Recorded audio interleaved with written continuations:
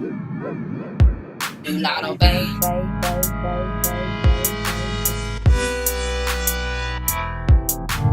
Zombie talk.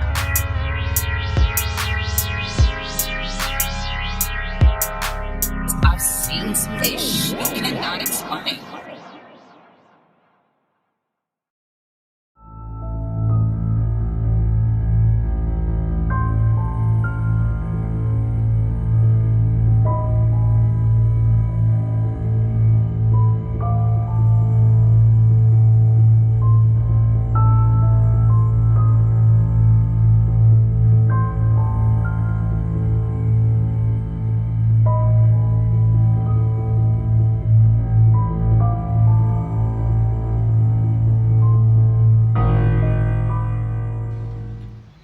What's up, guys? It's me, Do Not Obey, and let's get into another video.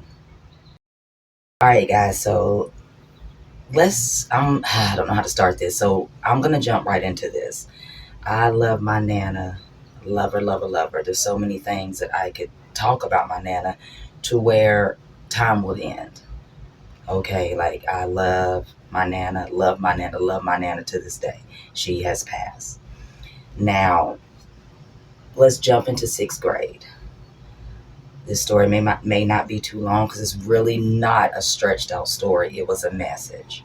So I remember being in 6th grade. I could honestly say that I think it was probably in the middle of the year when I had this dream. Only had it one time. This is the dream. So I wake up, excuse me, and I don't know if I'm in anything, but it's just black. There's nothing to my front. I turned around, there's nothing to my back, nothing to my left, nothing to my right. I'm telling you, I look up, it's just I don't know, maybe I was in a plane. When I was a kid, I could only explain it as being in a dark room. I felt a bottom, but I couldn't see one. But I felt that I was standing on something in my mind. I could have been floating for who knows. So I remember just popping up in this room. I didn't feel any fear. I didn't feel no sadness or scared I felt comfortable. And keep in mind, I'm afraid of the dark to this day.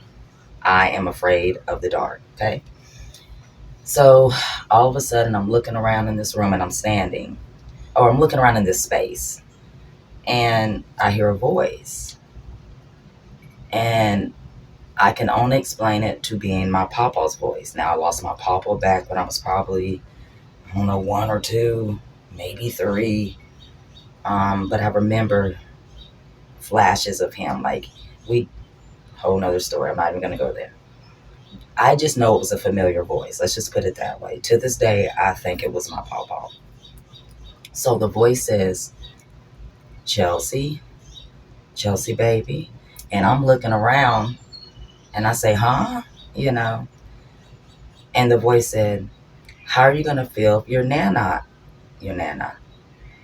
My words are getting twisted, y'all. I'm trying not to get emotional. Okay. The voice said, how would you feel if your nana was to die? That's exactly what it said, but it wasn't mean. It was just an honest statement, right? I'm a blunt person. So, I mean, I've been like this since I was a kid, dude. So, I don't know. I'm just being honest. So, it was just, to me, a logical statement. And I remember saying, I said, what do you mean? I don't want her to die. Is she sick? And the voice said, your grandmama is going to die. And I just want to know if you're going to be okay with it. I remember saying, y'all, like it was yesterday, I just talked about this dream to my mom. I bring it up a lot, and I hope it's not bothering her when I do. Sorry, y'all, was hot out here.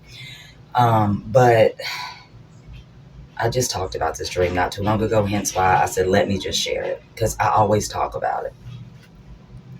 So I said, the voice said, she is going to pass. I just want to know how you feel about it.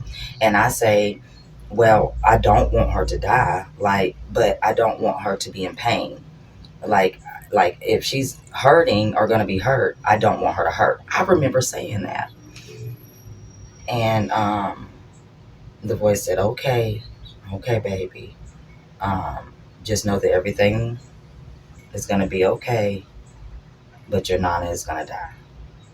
It may not have ended like that, but it was just like letting me know, like, she's going to get sick.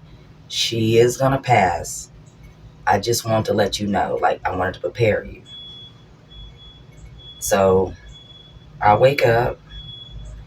It was morning time. I didn't wake up in the middle of the night. It's like I had that dream. I could have had other dreams after that. I don't remember, but it was peaceful. I mean, I slept all the way through the night. I got up the next morning. I can't remember if I had to go to, if I had school that morning or if it was a weekend, but I know I went straight to my mom and I said, Mama, I had a dream. I don't know, but I had a dream that Nana was going to die and that Nana was going to get sick. And I was worried. I was like, I just don't want nothing to happen to her, right? Of course, not saying it gets blown off, but you're a kid. Like, time goes on. I remember getting out of 6th grade, go through the summer, and I'm telling y'all, soon as 7th grade hit, maybe within that month or two, from my recollection, my grandma got diagnosed with bone marrow cancer. I was not shocked. I was sad. And I witnessed what that disease does to somebody you love. I wish I never seen it. And I just knew, like, she was gonna pass. I remember through the whole 7th grade, she was sick. I want to say maybe the end of 7th grade, maybe going into 8th, but I really think that when I went into 8th grade, that she was already gone. But I remember sitting in school and my name comes across the intercom. I had this feeling in my heart and a feeling in my stomach. And I said, my grandmama died. And I'm just sitting in class. Everybody's like, ooh, what you do, I was like, I didn't do anything, y'all. They didn't know what was going on. I knew my grandma had passed. As soon as I get up to that office, I can remember it like it was yesterday. I can see my dad standing up in the glass doors, and I could see his energy. And I come in. He said, hey, baby, why don't you get your stuff? You're gonna come home today. I gotta talk to you. I said, Nana died, didn't she? And my dad's expression was like, how did you know? He didn't have to say it. I said, I just know. So that's just a short, loving, emotional story that I did not cry through about my grandmother. And I believe that it was my pawpaw preparing me for her passing. And this is just spirit communicating or an ancestor communicating. When you're a kid, I believe that the veil is lifted to where you're more susceptible to things. You're open to see things than being an adult.